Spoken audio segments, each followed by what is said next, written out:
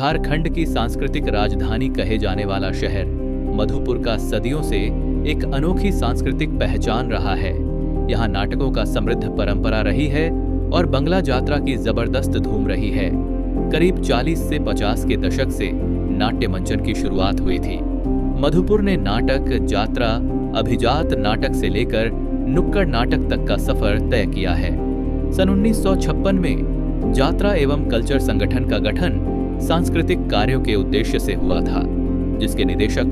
Doctor Ajit Kumar Banerjee, सचिव गौर सरकार, संयुक्त सचिव NC डान के नेतृत्व में ऐतिहासिक व सामाजिक नाटकों का मंचन किया गया,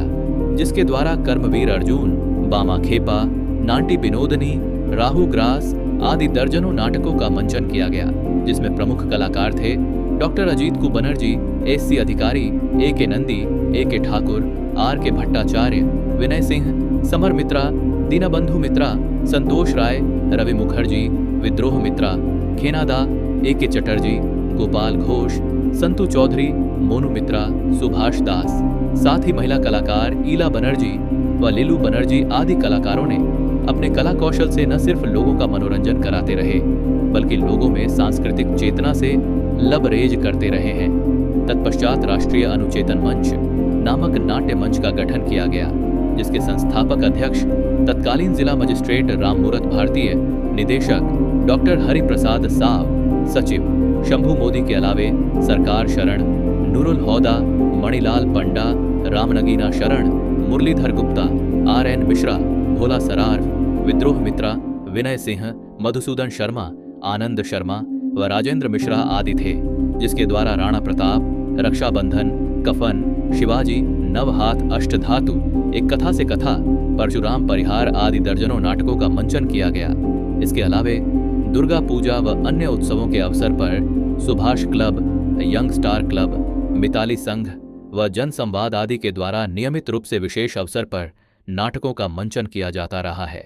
एक लंबे अंतराल के बाद जन सरोकार से युवाओं ने जनचेतना लाने के उद्देश्य से 1978 में जनवादी सांस्कृतिक मौका बनाकर संगीत व नुक्कड़ नाटकों का मंचन कर अपने कौशल व प्रस्तुति के बल पर अपने शहर सहित देश के विभिन्न कोनों में छा गए। इस टीम ने देश के नामचीन हस्तियों के साथ काम किया और सराहे भी गए, जिसमें प्रमुख रूप से उत्पल दत्त, कैफी आजमी, मुजफ्फर अली के साथ मंचन साझा किया और ज्योति बसु, हरिकिशन सिंह, सुरजीत, सुभाषिणी अली, सीताराम येचुरी के द्वारा सराहे गए। जनवादी सांस्कृतिक मोर्चा में प्रमुख रूप से प्रकाश विप्लवी, सुरेश गुप्ता, प्रवीण शरण, नंदकिशोर ठाकुर, सुभाषीष राय के अलावा राम सुहावण सिंह, उमेश पाठक, उत्तम कुमार पीयूष, धनंजय प्रसाद, नंद कुमार, सोमनाथ ठाकुर, काशी राणा, कुमार गुप्ता, रवि कुमार रवि, रामसेवक आजाद, दिलीप, महानंद, निर्मल घोष, विनय पंडित,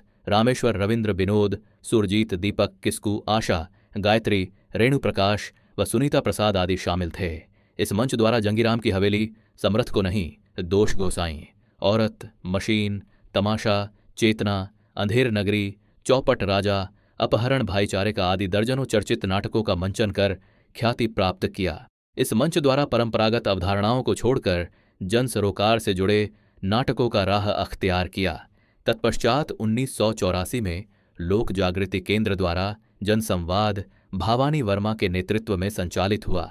जिसमें प्रमुख रूप से अरविंद तिवारी, धनश्याम भगत, विश्वनाथ वर्मा, श्री किशून, गुंशी सोरेन, कृष्ण चौधरी, जयदेव पंडित आदि लोग शामिल थे। इस मंच के द्वारा दरख्यात, जनता पागल है, पत्थर की जिंदगी, ठंग पंडित आदि दर्जनों नाटकों का मंचन किया गया। तत्पश्चात 1990 में शिल्पी जन संस्कृति मंच का गठन किया गया। इस मंच के अध्यक्ष नंदकिशोर ठाकुर, महामंत्री धनंजय प्रसाद, मंत्री काशी राणा के अलावे नंद कुमार, दिलीप, महानंद, राजेश, मनोज व जमुना आदि दर्जनों संस्कृति कर्मी शामिल थे।